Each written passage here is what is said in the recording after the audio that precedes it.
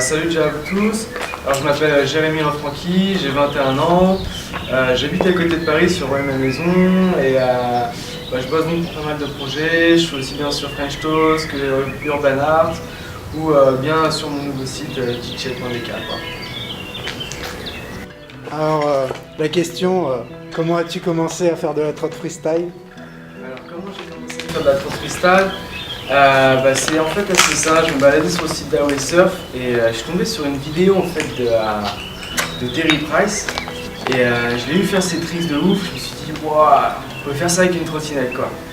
Et en fait j'étais avec un pote, donc mon pote Antoine Martin, avec qui plus tard on a monté une team, qui est donc la Mickey Family, et on a commencé à stripper, à essayer de faire des tricks avec ça, juste s'amuser quoi.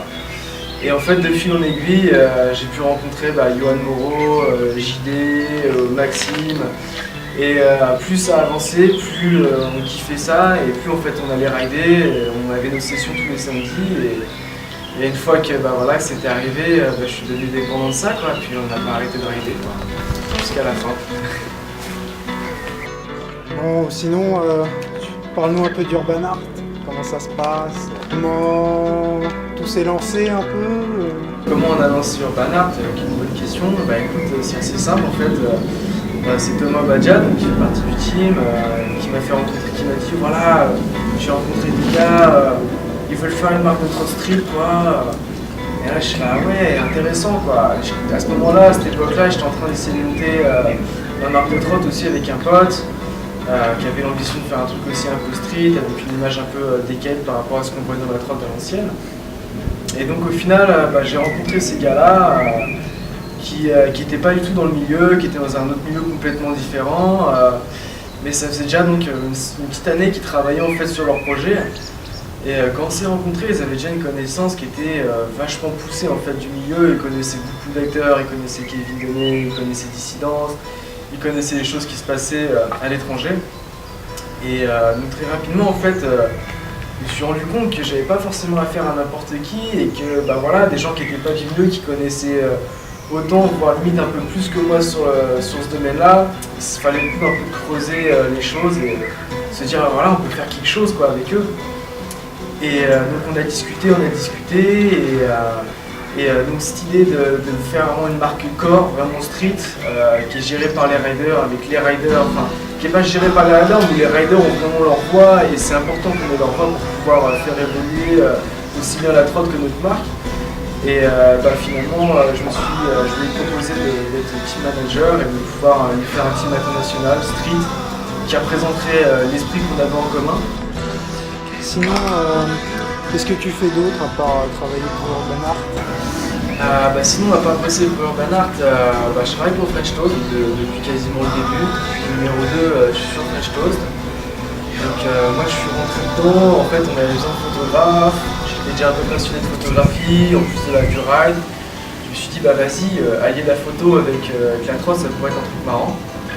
Et en fait très rapidement, j'ai bougé sur pas mal de reportages, j'ai aidé à faire des reportages photos, à prendre des photos de trotte, faire un peu mon reporter quoi. Et en fait de fil en aiguille, ça m'a vraiment plu, de plus en plus je me suis plus impliqué dans le projet et faut dire on a été aussi le premier magazine papier à sortir sur le marché de la trotte quoi. Et c'est à ce moment-là que je me suis dit vas-y, il faut tout donner. Aujourd'hui on a des idées, on a des revendications à faire passer et rien de mieux qu'un magazine qui soit international pour revendiquer nos idées, notre lifestyle et casser un peu tous les préjugés qu'on avait sur la trottinette. Parce que voilà, quand les skateboarders, les BMX nous voient, ils disent la trottinette c'est des enfants et tout ça, mais non, pas que.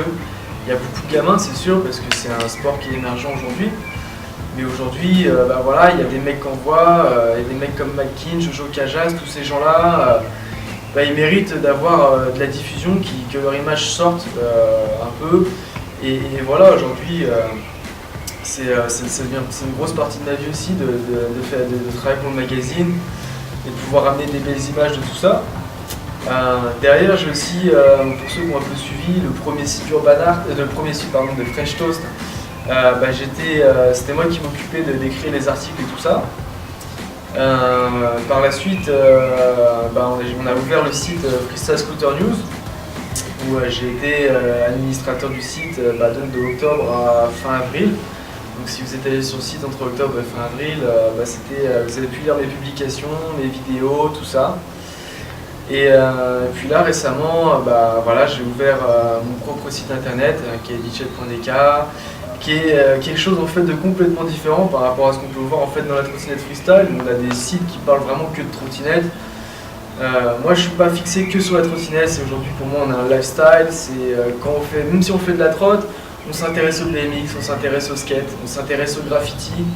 Alors dans une place c'est plein de graffiti, c'est le squat, c'est un peu underground et moi c'est ce côté là qui me plaît, c'est ce côté là qui m'a plu dans les sports extrêmes et j'essaye vraiment de diffuser un peu cet esprit là. Donc ditched pour le faire en anglais, ça veut dire en français abandon.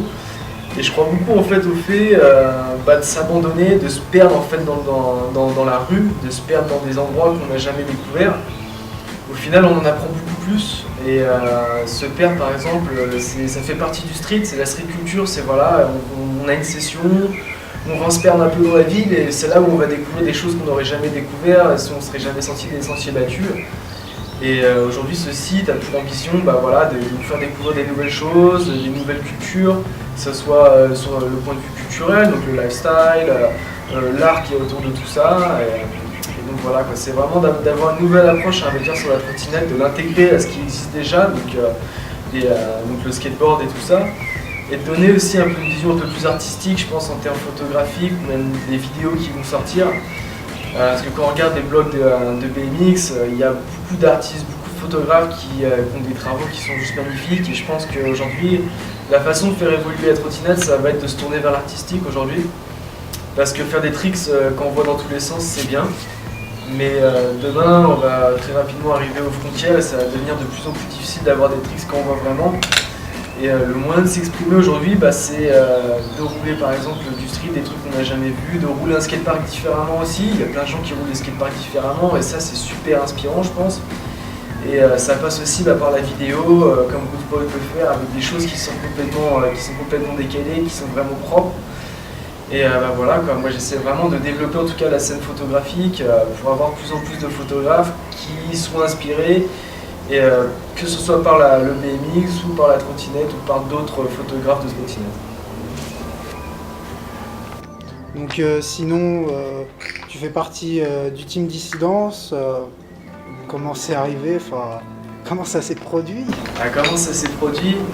Comme je disais tout à l'heure, au final en fait moi j'ai toujours roulé avec JD, Kevin et tous ces gens-là. J'ai toujours été vraiment dans, on va dire, c'est tous les gens qui font émerger le sport, qui ont vraiment été toujours passionnés par le milieu et qui ont toujours voulu donner tout ce qu'ils avaient un peu.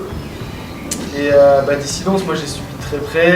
Kevin c'est un très bon ami à moi et j'ai suivi vraiment tout ce qui s'est passé, que ce soit quand il est lancé District, Addict et tout ça. Il y avait Dissidence qui était en parallèle. Moi j'ai toujours aidé mes potes parce que voilà, j'ai toujours aimé ce qu'ils faisaient, j'ai toujours voulu être impliqué dans ce milieu-là et pouvoir faire évoluer les choses. Et donc il y a le premier team qui s'était créé, enfin le team qui avait commencé à se créer et c'était après Montreux 2009, je crois bien. C'est là en fait où j'ai commencé à vraiment rencontrer Cyril qui est donc la deuxième personne avec qui Kevin a monté Dissidence. Et puis vu que c'était mes potes, tout ça, que moi je roule même de... Voilà quoi, on a toujours eu un peu cet esprit, on a toujours roulé ensemble et on s'est dit, il nous dit voilà, pourquoi pas rentrer chez Dissidence, t'es légitime à rentrer là-dedans, voilà, tu nous aides, moi ça me fait plaisir de les aider, j'ai envie de faire partie de cette famille-là, parce que pour moi c'est ma famille, tu vois, c'est ma famille de ride. Aujourd'hui, j'ai personne, on va dire, plus proche dans ce milieu-là que tous les gars de Dissidence, ça fait depuis le début que je roule avec. Et quoi de mieux que de partir en trip Dissidence avec tes potes et de filmer toute la journée, de se taper des délires, d'être dans les mêmes galères.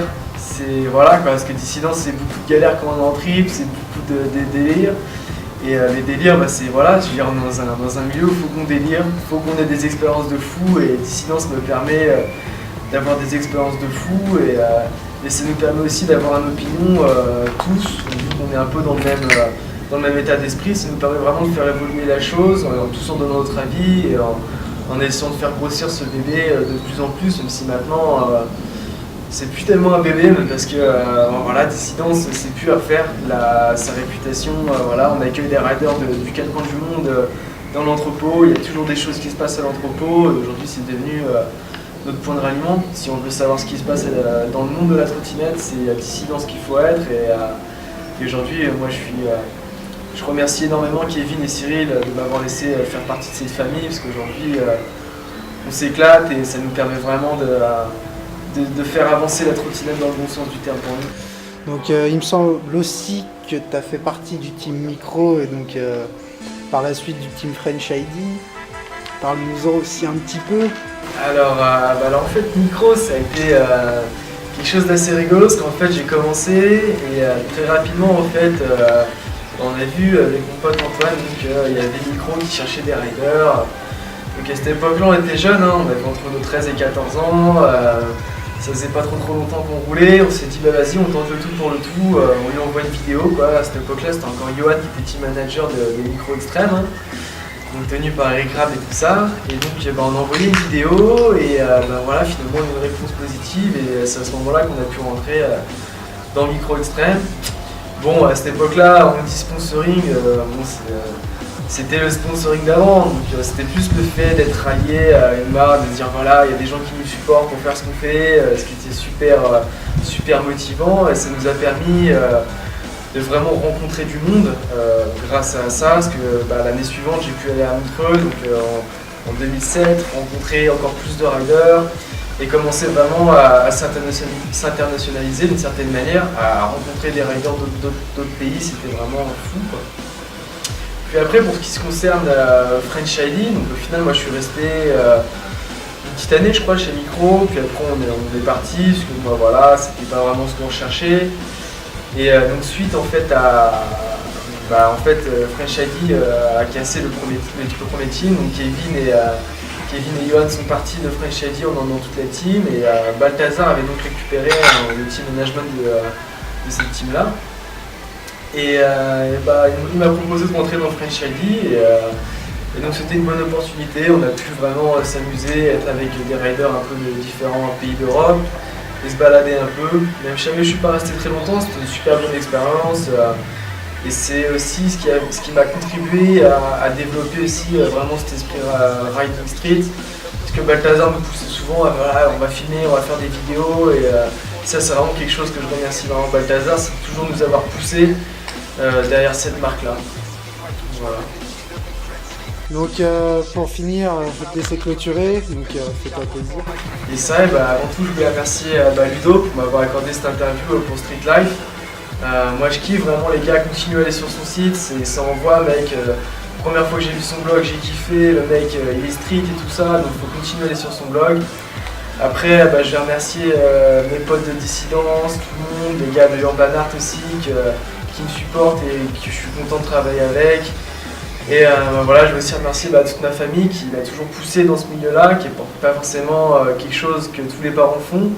Et j'espère que voilà, si jamais vos darons voient cette interview, voilà, faut que vous poussiez vos gamins à faire de la trotte, à vraiment voilà, qui découvrent des choses. Il y aura toujours des galères qui se passeront, et c'est pour ça qu'on est là, pour trouver les galères, pour s'amuser. Puis bon ride à tous les gars. Peace. Merci.